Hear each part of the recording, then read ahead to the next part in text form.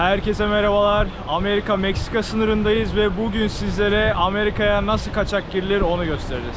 Bu Amerika ve burası da Mexico. Bu border sanırım. Hadi. How are you? Are you American? We are, yes. Maymun gibi el sallıyoruz falan böyle. 3145 kilometre boyunca uzanıyor. El Chapo'nun uyuşturucu olaylarının falan geçirilme noktaları da bu tüneller. Senede 28 milyon araç buradan geçiyor. Karayoluyla da geçen 11 milyon insan. Bildiğin demir. Burası Pasifik Okyanusu ve gördüğünüz gibi sınırın dibindeyiz. İnsanlar eğleniyor, keyfine bakıyor. Bu da sınır.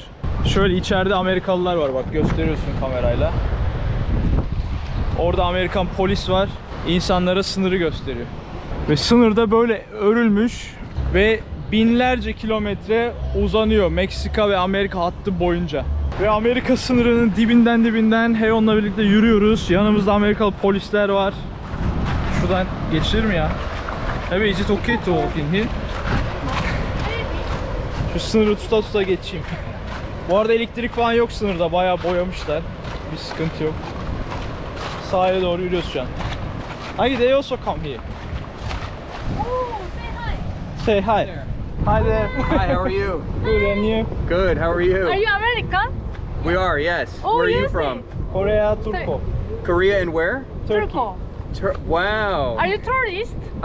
No, kind of like media, just kind of trying to understand things. We What are about also you guys? media. We are YouTubers. Now I'm recording. Oh, nice. Wow. The old GoPro, yeah. You guys have a YouTube channel? Yeah, we have. If you want, I can post it too.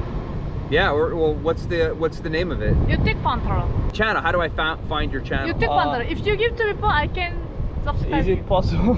No, okay. you take Pantaro. Okay, we'll look it up. Okay. Well, you guys have fun chronicling stuff. This is pretty awesome. It's a beautiful day. You got a really beautiful day here. Yeah. This Look, there's the too. border right here. You Did you chronicle too. all that or no? Yeah. Anyway, see you next time. Yes. See you guys next time. Bye bye. Bye bye. Safe Have a travels. nice day. You too.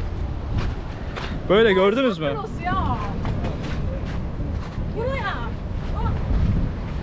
Adama telefonunu ver yazalım dedik. How we can talk like this? He didn't give the phone, did you see? Burası bildiğin eğlence yeri. Kızlar fotoğraf falan çekiyor, takılıyorlar. Shoes Kencha? Yeah. I think so. It's really cool. Wow, so interesting. Because of this world looks very ugly. 하지만 they make an art statue, it looks really more better. Think about it. If nobody draws something in here, it can be looks very ugly. It's so beautiful beach, but border looks very ugly. Yeah. Çizimlere bak abi, ne güzel yapmışlar. Kim olduklarını bilmiyorum ama güzel. Ama Amerika bölgesi insanlar yok. Sadece burası da Meksika bölgesi çok insanlar var. Burası da çok ünlü. Meksikan insanlar için çok ünlü. Bu arada dediğim gibi Tijuana'dayız ve karşımızda San Diego diye bir Amerika şehri var. Yani şurası bildiğin San Diego. Evet, burası da kafe, restoran yok ama burası da hepsinde kafe ve restoran. Çok ilginç ya. Hayatımda ilk defa böyle bir sınır kapısı görüyorum. Evet. Sanki böyle tırmansan şuradan yüzsen geçecekmişsin gibi ama çok farklı, çok ilginç. I don't mean Amerika. Çok ilginç ya. We catch them, evet. Yeah. Şurayı görüyor musunuz? O kadar yakın ki hani şöyle yüzüp şuradan geçersin yani. Ancak şurada gördüğünüz kule gibi şeyler kamera full insanları izliyor. Yani öyle kafanı gözünü sallaya sallaya geçemiyorsun. Ve bir video görmüştüm. Adam burada yüzmeye geliyor, giriyor suya, takılıyor ediyor. Sonra hiçbir şey yokmuş gibi buradan geçiyor. Anında polisler oraya geliyor, adamı alıyor, kelepçeliyorlar yani. Böyle bir durum var burada. Geçemez. I think if you have a brother or sister in America, you can live in here. Yeah, you can give something. Hey, o nasıl mutlu? Sadece burası da polisler var ama burası da polisler yok. Meksika'daki polisler yok. Bu arada adamlar da bizde medya izledi. Büyük ihtimal haber falan yapacaklar. Hey, only come. They also, everybody go there to connect. Düşen. Çok ilginç değil mi? Şu an oraya doğru acayip bir yoğunluk var çünkü 3-4 tane Amerikalı geçti yani oradalar şu an aradalar. Polis eşliğinde ve herkes birbirini çekiyor. Maymun gibi el sallıyoruz falan böyle. Çok ilginç bir ortam var şu an. Burası da insan yok. Her yer maymun. Maymun gibi. Selamlar. Abi normalde bu kadar sınıra yaklaştırmazlar diye düşünüyordum. Hatta polis gelir uyarır falan diyordum. Polis geldi, bildiğin video çekiyoruz diye bir el falan sallıyor, Evet. gülüyor. Çok oturum ya. Biz burada insanları vurmuyoruz falan yapıyor böyle. İyiler, bayağı güzeller. Oraya bir yoğunluk oldu tabi. Biz ufaktan kaçalım. Burası da merdivenli bir yer, böyle parka doğru gidiyor. Adamla burada konuşurken adam bana şey diyor. O GoPro'm var falan varmış diyor. Sanki adam herhalde sanıyor ki o taraf teknoloji devi, bu tarafta hiçbir şey yok. GoPro görünce şaşırdı. 1850'li yıllarda savaş olduğu için Meksika ve Amerika arasında böyle bir barış anıtı yapmışlar sınıra. Ve ölen insanları falan çizmişler büyük ihtimal. İlginç bir yer burası ya, çok ilginç. Şurada kafeler var. Burada gözetleme kulesi, stadyum falan var. Dev stadyum ya. Futbol stadyum tarzı bir şey var orada. Bak, ilginç bir ortam böyle burası. Yalnız burada acayip de bir sanat var. Amerika bayrağını yapmışlar şöyle. Geçince de orası kelebek kanadı oluyor. Ve bildiğin demir yani bu. Tahta falan değil. Bildiğin demir. Good design. Good design. Böyle sınırı yürüyelim abi. Sınırın dibinden gidiliyor bayağı. Ve şu an 500 metre kadar yürüdük. Şu sınırın giderebilecek son noktasına geldik. Daha fazla gidiliyor. Hatta araba yolu falan var ileride. Ancak şuradan biraz böyle ormanlık alana girdiği için geçemiyoruz. Fakat sınırı böyle buradan rahatlıkla görebilirsiniz nasıl uzandığını. Ve bu arkamda görmüş olduğunuz sınırın başlangıcı burada, demin gösterdiğim sahil noktasında ve 3145 kilometre boyunca uzanıyor bu sınır. Meksika'yı komple kapatıyor. Ve sınırın devamında 50 tane geçiş noktası var. Yani Amerika'dan Meksika'ya veya Meksika'dan Amerika'ya geçmek için 50 tane sınır noktası var. İnsanlar bu sınırları kullanarak geçiş yapıyor. Hatta buradan belki 2-3 kilometre sonrasında bir sınır daha var. Bu sınır da Amerika ve Meksika sınırları arasındaki en işlek sınır kapısı. Ve şu an sınırı geçebilecek tek elemanlar bunlar abi. Hamster. Sincap. Bu sincap hamster ne ya? Hamster değil ya. Sincap değil mi bu ya? Çok oturum ya. Sınırı geçebilecek tek hayvanlar şu hamsterlar. Ve Tijuana. Sınır böyleydi. Şimdi biraz daha içeri girelim kafeler bölgesine. Size buradaki durumu anlatayım. Ve sınıra giden en işlek yol, sağlı sollu kafeler. Şurada bir araç var. Çok garip bir araç. Limuzinin yandan yemişi kamyonu. Dediğim gibi kafeler. Oo. Hello ya. Cello. Abi yılda 1 milyon kadar Meksikalı illegal bir şekilde bu sınırı geçmeye çalışıyor. Neden bu sınırı geçmeye çalışıyorlar? Çünkü Meksika'da yıllık gelir $9.000 civarında. Amerika'da ise kişi başı yıllık gelir ortalama $90.000 civarında. Ortalama bu. Bu sebeple insanlar Meksika'dan Amerika'ya geçip bir hayat şansı yakalamak istiyorlar. Peki bunu neden legal bir şekilde yapmıyorlar? Çünkü legal bir şekilde yapabilmeleri için annelerinden veya babalarından en az bir tanesi Amerika vatandaşı olmak zorunda. Böyle olsa bile 24 yıl boyunca sıra beklemeleri gerekiyor. Sebebi Amerika'da şu an 37 milyon hatta 38 milyon Meksikalı zaten Amerika vatandaşı olmuş durumda. Bu sebeple Amerika daha fazlasını kabul etmek istemiyor ve insanları sıraya sokuyor. Sıralar da 24 yıl boyunca sürüyor. Yani 1994 yılında, 1995 yılında bu sıraya başvuran bir Meksikalı şu günümüzün tarihinde anca Amerika vatandaşı veya Amerika oturum izni alma hakkına sahip oluyor. Bu sebeple insanlar 24 yıl, 25 yıl beklemek istemedikleri için kaçak bir şekilde sınırı geçmek istiyorlar. Ancak dediğim gibi neredeyse imkansız. Şu gördüğünüz duvarlar neredeyse 5 metre. Aslan kadar aslan. Ve o kadar büyük bir bölge ki 3145 kilometreden bahsediyorum. Ve bu bölgenin çoğu da aslında çöl yani. Ne su var ne bir şey var. Hani geçsen bile ölme ihtimalin çok. Bu sebeple çölün ortasına alemler koymuşlar. Zor durumda kaldığın zaman tuşa basıyorsun. Karşıya geçmiş olsan bile Amerika polisi geliyor, sana yardımcı oluyor. Ardından seni tabii deportluyor. Yıllık böyle geçmeye çalışan dediğim gibi 1 milyon insan var. Bu 1 milyon insanın %55'i ile %80'i arasında deportlanıyor. Yani şutlanıyor Amerika'dan. 1000'e yakın kısmı da yolculuğu süresince ölüyor yani. Adam yolculuğunda ölüyor. Geçemiyor o çölü, susuz kalıyor, ölüyor. Veya polis tarafından vuruluyor, bir şeyler oluyor, ölüyor. Durum bu Meksika sınırında. Abi tekrardan sınıra geldik. Sizlere şimdi insanların nasıl geçtiğini anlatacağım. Baya böyle alttan kazıyorlar, tünel gibi. Arkaya geçiyorlar, ilerliyorlar. Bunu tabi burada yapmıyorlar. Dediğim gibi 3000 kilometre boyunca uzanan yolda herhangi bir noktada kontrolün az olduğu bir yerde bunu yapıyorlar. Hatta bunu ön ayak olan, yardımcı olan karteller de var. Adam mesela diyor ki $3000 ver diyor, seni geçireceğim diyor kişi başı. Parayı veriyorsun. Adam gitmiş tünel yapmış, yani bayağı profesyonel. Hatta tünel şöyle düşün. Şuradaki herhangi bir evin dibinden başlıyor. Tünel böyle ilerliyor. Buradan bayağı geçiyor. Şehrin ortasına falan çıkıyor başka bir evin içinden. Böyle hatta bir en sonlarda yakalanan bir tünel 1.3 kilometreymiş yani uzunluğu dipten böyle. Böylelikle El Chapo'nun uyuşturucu olaylarının falan geçirilme noktaları da bu tüneller. Yani insanlar bu tünelleri kullanarak hem insan kaçakçılığı yapıyor hem de uyuşturucu ticareti yapıyor. Uyuşturucu ticareti yapıyor. Abi şu an bir tane drone sınıra doğru gidiyor. Yakaladım şu an, köprüden geçiyorduk, cız cız etti. Şöyle bir nehir yolu gibi bir şey var burada. Drone bildiğin uçuyor şu an. Sınır ötesi operasyona. Böyle dediğim gibi karteller çözüm yolu buluyor. Drone'la falan uyuşturucu geçiriyorlar artık yani. Adamların ticareti bu. Meksika'dan Amerika'ya uyuşturucu satmak. Veya insan kaçakçılığı, bir şeyler.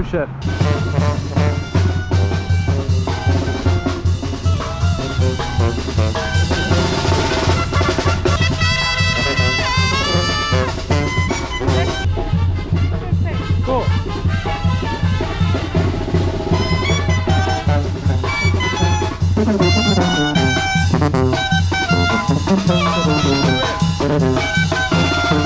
Bu gördüklerinizin hepsi Amerika'ya giden araçlar. Yani zenginler. Bu sebeple abiler müzik yapıyor ve araçların hepsinden böyle para alıyor. Plakaları görüyorsunuz. Amerika plakaları. Kaliforniya, Meksika araçları.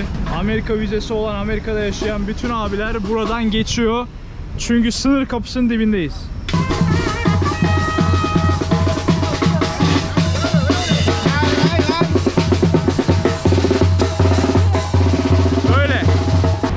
Abi görüyorsunuz biz de Amerika'ya doğru yürüyoruz şu an. Sınırdayız. Gayet güvenli. Hani öyle zor, illegal bir durum yok şu anlık.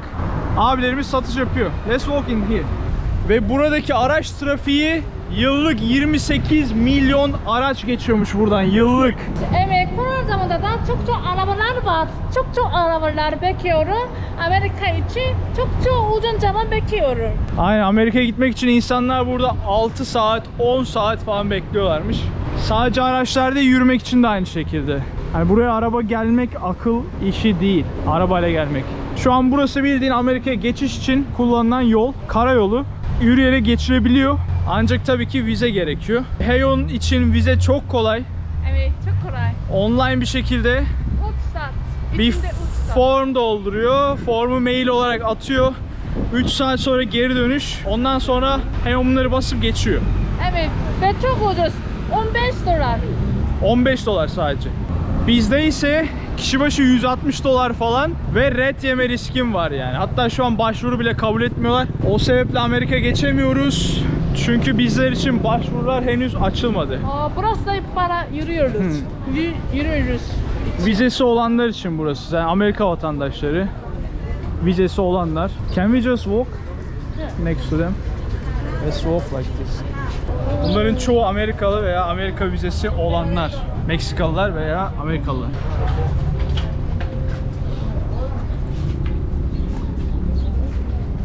Dilenenler de var. Her sınırda olduğu gibi.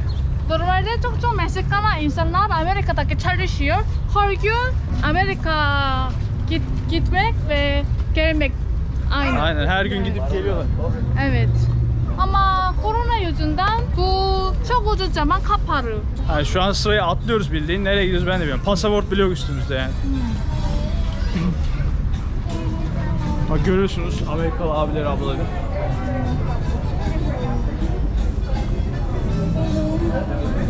Bu sıra 6 saat sürüyor demiştim. 6 saat bu sırayı bekliyorlar.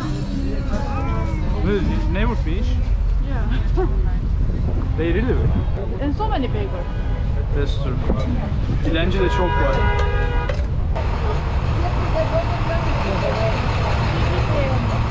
Ve böyle şurada Amerikalı polisler var. Yok, Meksikalı. Buradan çıkış için kontrol ediyorlar. Ondan sonra insanlar geçiyor böyle buradan.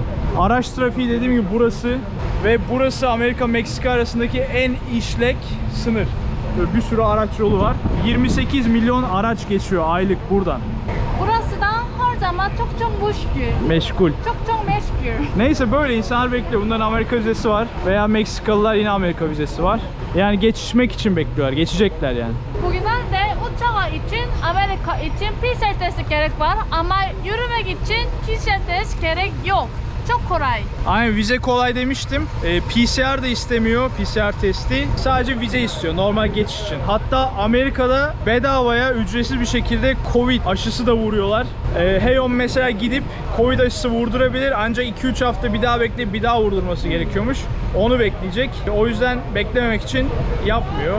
Ben zaten gidemiyorum, yaptıramıyorum. Meksika'ya da aşılar henüz gelmedi. Yaşlılara vuruyorlar sadece. Ancak Amerika'da herkes vurulmuş durumda neredeyse. Dönelim. Burada bir şey yok. Anlattım her şeyi. Oradan da gelenler abi buradan geçiyor. Amerika'dan gelenler de buraya geliyor, geçiyor. Meksikan için Amerika gitmek için çok zor. Aynen. Çok dokümente gerek var ama Amerikan için çok kolay ya. Pasaport bile gerek yok. Pasaporta gerek yok. Kimlik kartıyla direkt geçiş yapabiliyor ve 6 ay falan duruyorlar büyük ihtimal. Evet. Kimlik kartıyla geçip. Abi parti alıyorlar böyle. Şu an pasaportu olanlara ya vize olanlara geçiş izni veriyorlar. Vize işlemi oradan oluyor. Yani şöyle oluyor. Diyor ki pasaportun Amerika vizesi var mı? Veya Amerikan pasaportun veya ID kartın var mı? Varsa oraya geçiyorsun. Meksika'dan çıkış yapıp devam ediyorsun. Yoksa buradan bile geçirmiyorlar. Yani biz şu an buradan geçemeyiz yani.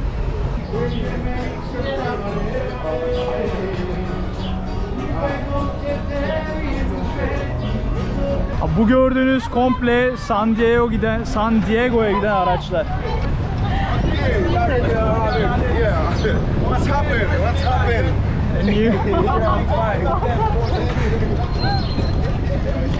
Hola, hola.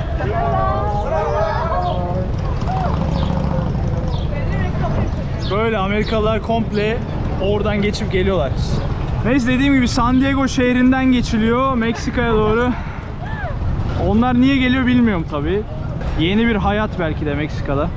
Dediğim gibi senede 28 milyon araç buradan geçiyor. Karayoluyla da geçen 11 milyon insan. 11 milyon yıllık.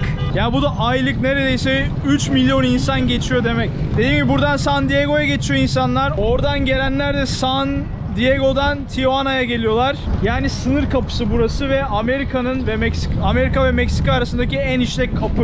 Ve şu an Amerika'da yaşayan, yani Meksika ırkından gelip Amerika'da yaşayan kişi sayısı 38 milyon. Yani bu Kanada nüfusundan daha fazla. Amerika'nın nüfusu bile 300 milyonlarda, düşünün yani neredeyse onda biri Meksika vatandaşı. Yani Meksika ırkından gelen Amerikalılar.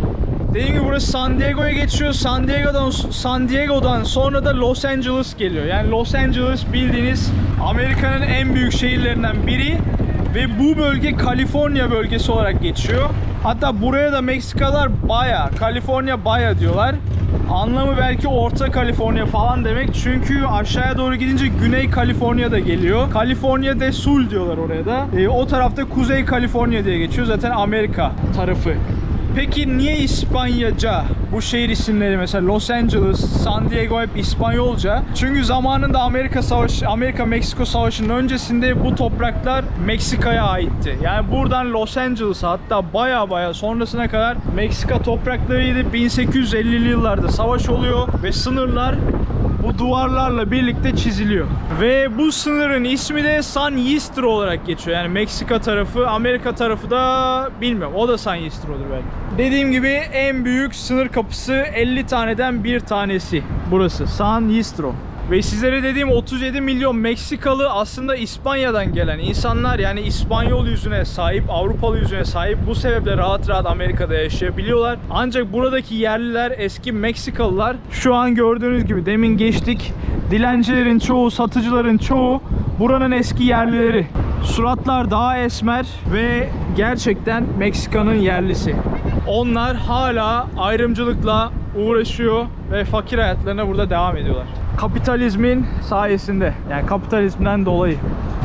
Sınır böyle abi ve sınırın yanlarında böyle hediyelikler satıyorlar. Gördüğünüz gibi Amerika şeyi var, Wonder Woman var, Simpsons var, Hazreti İsa Hristiyanlıkla alakalı ve Meksikan tarzı şeyler de var, Meksikalı tarzı.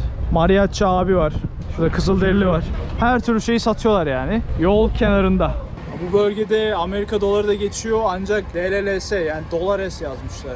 USD yazacaklarına. Bu da 23 peso zaten Meksika parası. Peso. You can use 2 money.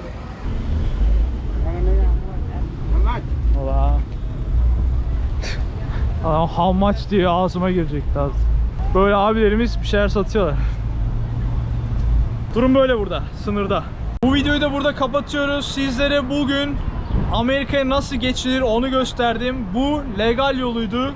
İllegal yolunda önceki dakikalarda sizlere anlattığım kartellerle olan ticaret, insanların tünel kazıp geçmesi ve hatta çöl yollarında nasıl öldüğü, onların hepsini anlattım. Umarım videoyu beğenmişsinizdir. Bir sonraki videoda görüşmek üzere. Tijuana'nın gece hayatını sizlere anlatacağım. Amerikalıların buraya gelip kızlara nasıl 20 dolar, 30 dolar ücret verip birlikte olduğunu anlatacağım. Kızları göstereceğim. Bir sonraki videoda görüşmek üzere. Hoşça kalın. Kendinize iyi bakın. Bay bay. Görüşürüz. Ben Oğuzhan Tıraş. Eğer gezi videolarımı beğendiyseniz abone olmayı unutmayın. Bu kanalda dünya üzerindeki bütün ülkeleri hep birlikte gezeceğiz.